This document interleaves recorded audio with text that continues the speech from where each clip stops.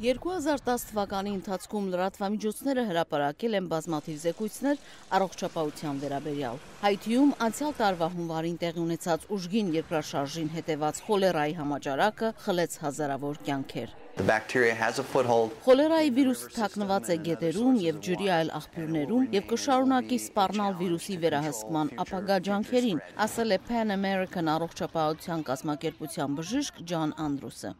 Ջրածին հիվանդությունները հետևեցին նաև օգոստոսին և սեպտեմբերին Պակիստանում տեղի ունեցած աղետալի ջրհեղեղներին։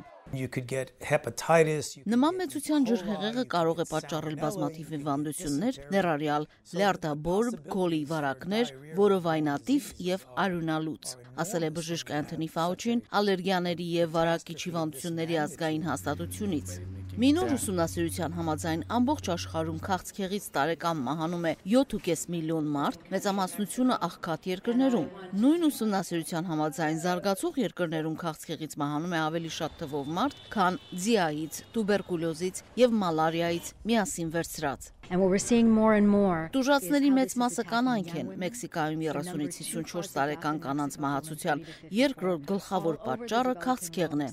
Աշխարհի այլ զարգացող երկրներում քաղցկեղը երիտասարդ կանանց մահվան հիմնական պատճառն է, ասել է Ֆելիսիա Նոլը Հարվարդ համալսարանի բժշկական բաժնից։ Գիտնականները շարունակում են քաղցկեղի տարբեր տեսակների դեմ պատվաստանյութերի հետազոտությունները։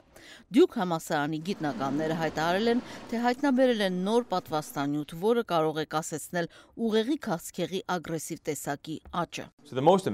Այս պատվաստանյութի ազդեցության շնորհիվ բազմաթիվ հիվանդների մոտ ուղեղի քաղցկեղի հիվանդության կրկնություն տեղի չի ունեցել 5 տարի կամ ավելի երկար ժամանակ, ասել է Դյուք համալսարանի բժիշկ Ջոն Սամփսոնը։ Սակայն որոշ լուրջ հիվանդություններ դեռևս անբուժելի են մնում։ Դեռևս բուժում չի հայտնաբերվել Ալցհեյմերս հիվանդության համար, որը հարվածում է ավելի քան 35 միլիոն մարդու ամբողջ աշխարհում։ Միացյալ Նահանգներում այն մահացություն պատճառող 6-րդ հիվանդությունն է և նորագույն մի ուսումնասիրության համաձայն Ալցհեյմերի վաղ ախտորոշումը խիստ կարևոր է արդյունավետ բուժման համար։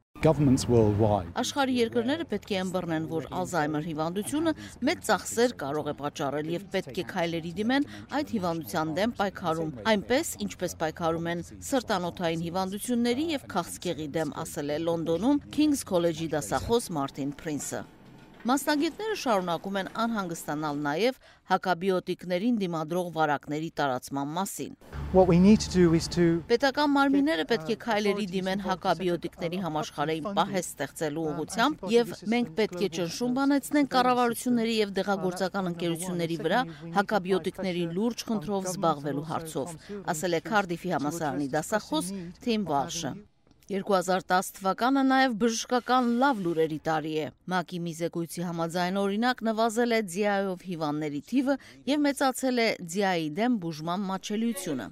Բժշկական առաջընթացների թվում է 2 ժամվա ընթացքում տուբերկուլյոզ հիվանդության հայտնաբերման մի նոր քննության տեխնոլոգիան։ Այդ տեխնոլոգիան կարևոր է նրանով, որ տուբերկուլյոզի ստուգման հմտություն չի պահանջում, ասել է Սեֆեիդ ընկերության փոխնախագահ Դեյվիդ Փերսինգը։ Մի շարք նոր պատվաստանյութեր էլ վարակիչ և խրոնիկ որոշ հիվանդությունների կասեցման հույս են ներշնչում։ Պոլիոմիելիտ հիվանդության դեմ մի նոր պատվաստանյութ դրական արդյունքներ է արձանագրել աշխարհի 2 երկրներում։ Պոլիոմիելիտի սովորական պատվաստանյութը եռատեսակ է։ Նոր պատվաստանյութը պարունակում է վարակի ավելի մեծ կենտրոնացում և միայն 2 տեսակի է, ասել է Սաբին պատվաստանյութերի հաստատության բժիշկ Փիթեր Հոթեզը։ Նրանք, ովքեր ցանկանում են նոր տարում իրենց առողջությունը բարելավել, պետք է հետևեն մի քանի կարևոր խորհուրդների։ Բժիշկներն այժմ խորհուրդ են տալիս վիտամին D-ի ավելի բարձր չափաբաժիններ ընդունել քաղցկեղի վտանգից և սրտային հիվանդություններից խուսափելու համար։ Արաքսիվան, Ամերիկայի ձայն, Վաշինգտոնից։